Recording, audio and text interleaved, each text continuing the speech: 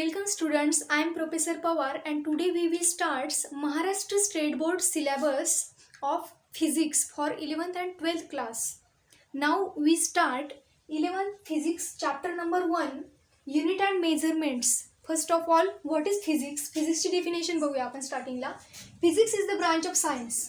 Physics काय आहे? Science ची एक ब्रांच आहे. आणि त्यामध्ये आपण काय करणार आहोत? Which deals with the study of physical theories and measurements. Physics काय आहे? एक सायन्सची ब्रांच आहे. ज्या पद्धतीने बायोकेमिस्ट्री मॅथ ह्या सायन्सच्या ब्रांचेस आहेत, तसंच फिजिक्स ही एक काय आहे? सायन्सची ब्रांच आहे. आणि त्यामध्ये आपण कसलं स्टडी करणार आहोत? फिजिकल थेअरीचा. फिजिकल थेअरी कोणती असेल मग? हीच की जे आपण आधी 11th आणि 12thच्या बुकमध्ये शिकणार आहोत पुढे. आणि अजून कसलं स्टडी करणार आहोत? मेजरमेंटचा. मेजरमेंट करणे म्हणजे काय? मोजमाप करणे. कशाचं मोजमाप करणे? ज्या फिजिकल क्वांटिटीज असतील. फिजिकल क्वांटिटीमध्ये कुठल्या क्वांटिटीज येतील मग? फंडामेंटल क्वांटिटीज असतील किंवा डिराइव्ड क्वांटिटीज असतील, ज्या आपण पुढे बघणार आहोत. तर त्यांचं मेजरमेंट करणे, ते मेजरमेंट केल्याच्या नंतर त्याला युनिट देणे, याचं सर्व स्टडी आपण कशात करणार आहोत? या सर्वांचा स्टडी आपण फिजिक्समध्ये करणार आहोत.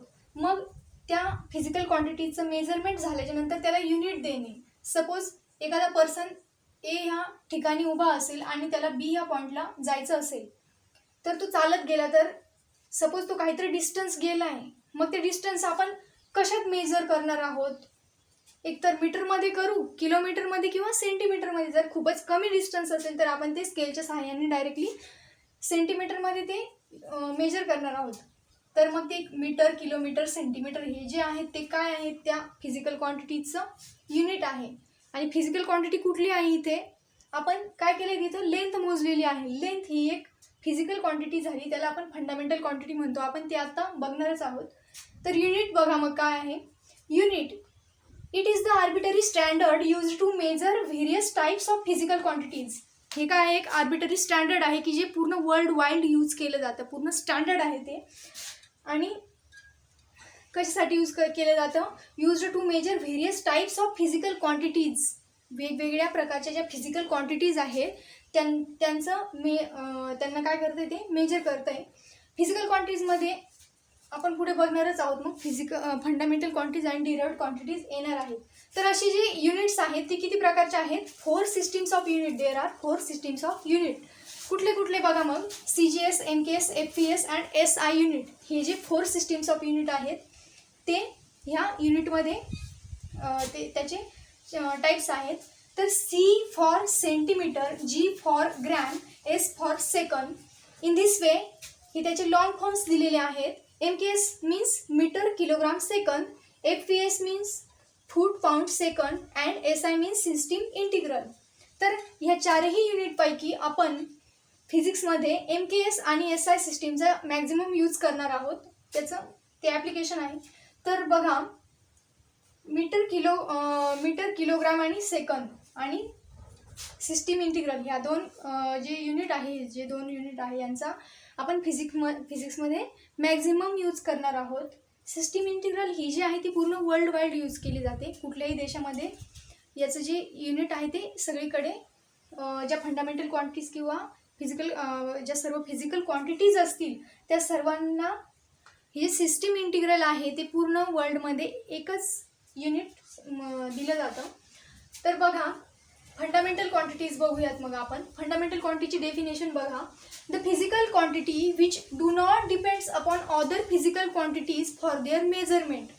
स्वतःचं मेजरमेंट करण्यासाठी ज्या काही फिजिकल क्वांटिटीज असतील त्या दुसऱ्या फिजिकल क्वांटिटीजवरती डिपेंड राहत नाही, त्यांनाच काय म्हटलेलं आहे? Fundamental quantities. फंडामेंटल क्वांटिटीज काय आहेत? त्या सर्व काय आहेत? फिजिकल क्वांटिटीज आहेत. आणि त्या कशा आहेत? डिपेंड नाही आहे. कोणावरती डिपेंड नाही आहे? Other physical quantities. दुसऱ्या फिजिकल क्वांटिटीजवरती त्या डिपेंड नाही आहे. कशासाठी? स्वतःचं मेजरमेंट करण्यासाठी दुसऱ्या फिजिकल क्वांटिटीजवर ज्या क्वांटिटी डिपेंड राहत नाही त्यांनाच काय म्हटलेलं आहे? तर फंडामेंटल क्वांटिटीज. आणि मग फंडामेंटल युनिट कशाला म्हटलं जाईल? ज्या फंडामेंटल क्वांटिटीज आहे त्या मेजर केल्याच्या नंतर त्यांना जे युनिट दिलं जातं त्याच युनिटला काय म्हटलेलं आहे? Fundamental unit. बघा मग त्याची definition. The unit which used to measure the fundamental quantities. Fundamental quantities measure करण्यासाठी जे युनिट वापरलं जातं त्यालाच काय म्हटलेलं आहे, फंडामेंटल युनिट्स. मग अशा ज्या फंडामेंटल क्वांटिटीज आहेत त्या 7 प्रकारच्या फंडामेंटल क्वांटिटीज आपल्याला दिसतील इथे बुकमध्ये दिलेले आहेत. हा चार्ट डिरेक्टली दिलेला आहे तसाच बघा. तर पहिली दिलेली त्यांनी लेंथ.